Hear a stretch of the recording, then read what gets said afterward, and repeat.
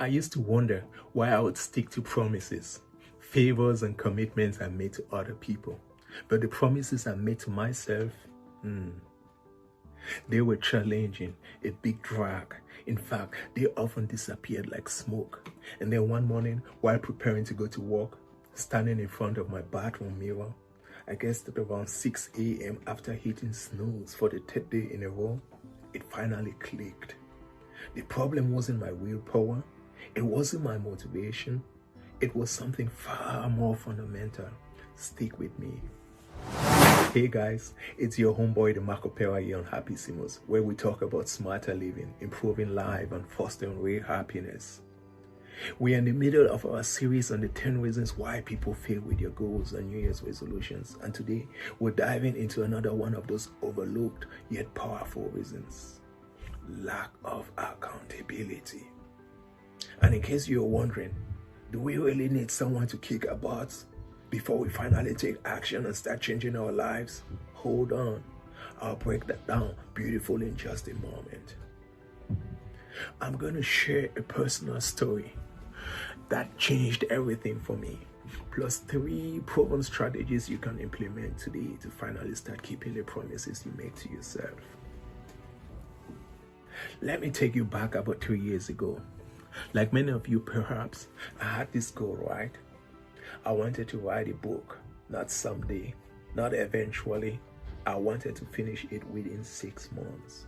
I told myself I'll write 500 words every morning before work. Week 1 came, I crushed it. I felt unstoppable. Week 2, what, maybe 3 days? By week 4, I hadn't touched the manuscript in 10 days. But here's the interesting part. During that same period, I'd never missed a single deadline at work.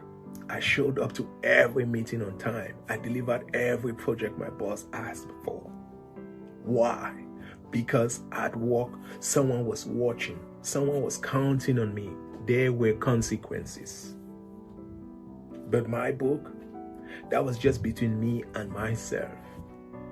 And when you're only accountable to yourself, it's incredibly easy to let yourself off the hook. I'm tired today. I'll do tomorrow double. It's not like anyone's waiting for this. That's when I realized something very, very crucial.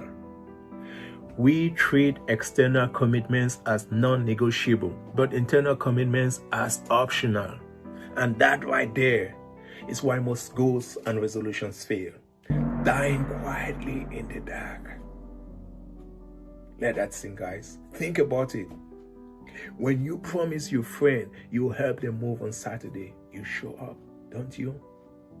Even if you're tired, even if you'd rather stay in bed because someone else is counting on you. But when you promise yourself you go to the gym, or start that side business, or learn that new skill, suddenly it becomes negotiable. There's no external pressure and no one to disappoint except yourself. And we've all become masters at justifying why we can disappoint ourselves. That's what psychologists consider the accountability gap. It's the space between intention and action that swallows dreams, that makes projects futile. And the scary part, most people don't even realize it's happening until they look back months or years later and wonder where all the potential went. But here's the good news. Once you understand this pattern, you can break it.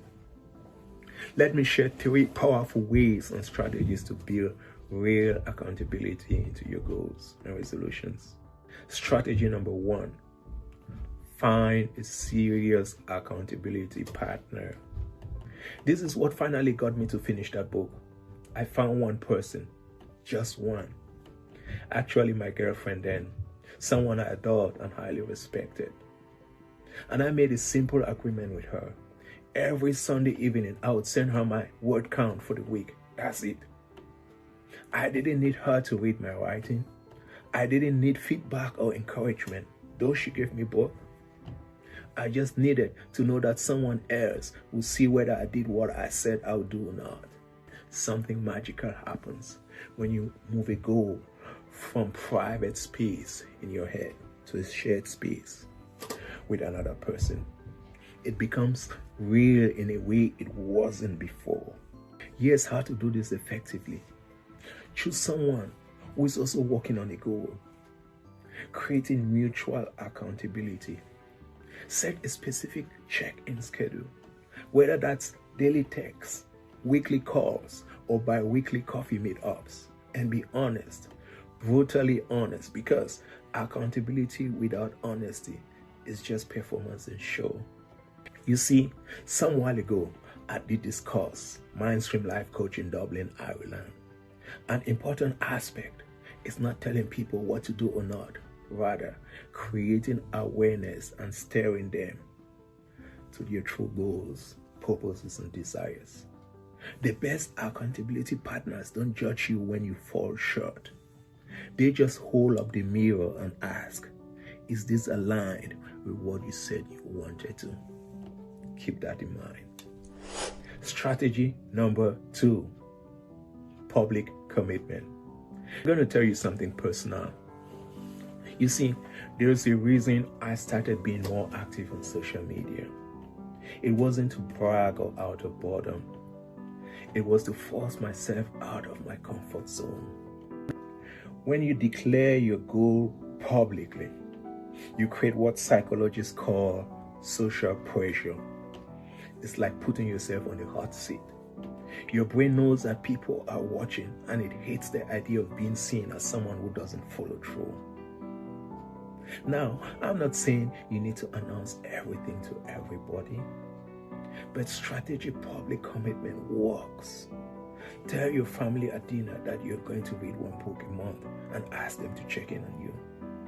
Post on your Instagram story that you're doing a 30-day challenge, for example. Join a community forum and share your progress. The key here is specificity and visibility. Don't just say, I'm going to get healthier. Say, I'm committing to working out for 4 times a week for the next month, and I'll be sharing my progress here every Friday, for example. The beautiful thing about public commitment is that it also attracts support. People want to see you succeed. They will cheer you on.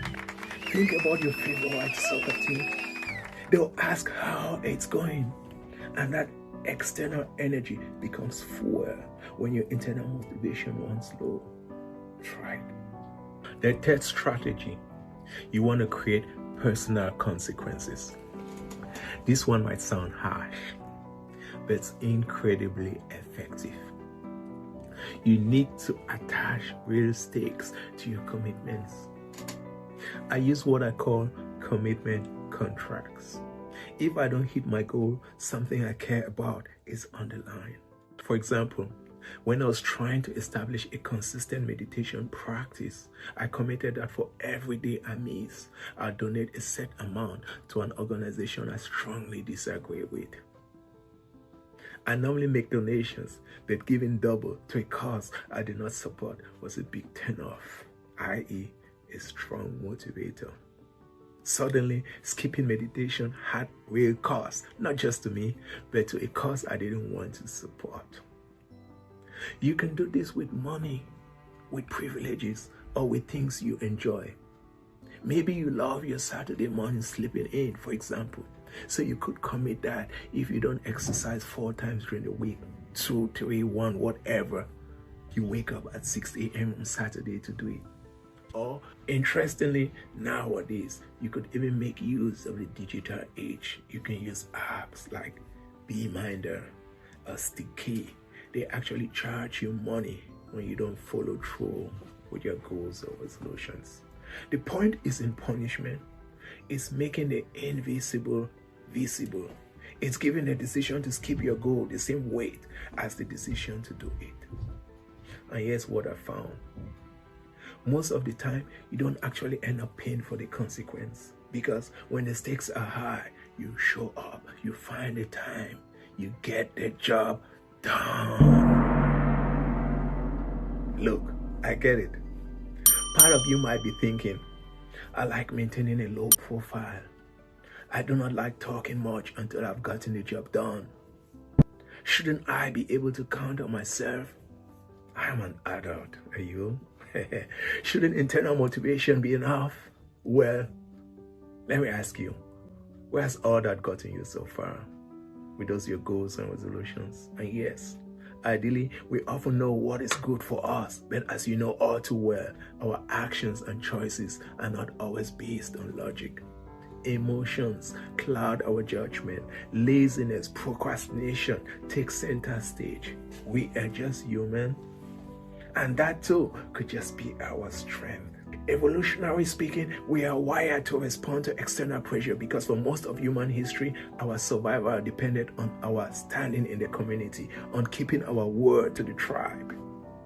Using accountability isn't a sign of weakness, it's a sign of self-awareness. It's understanding how you build and designing a system that works with your nature, not against it.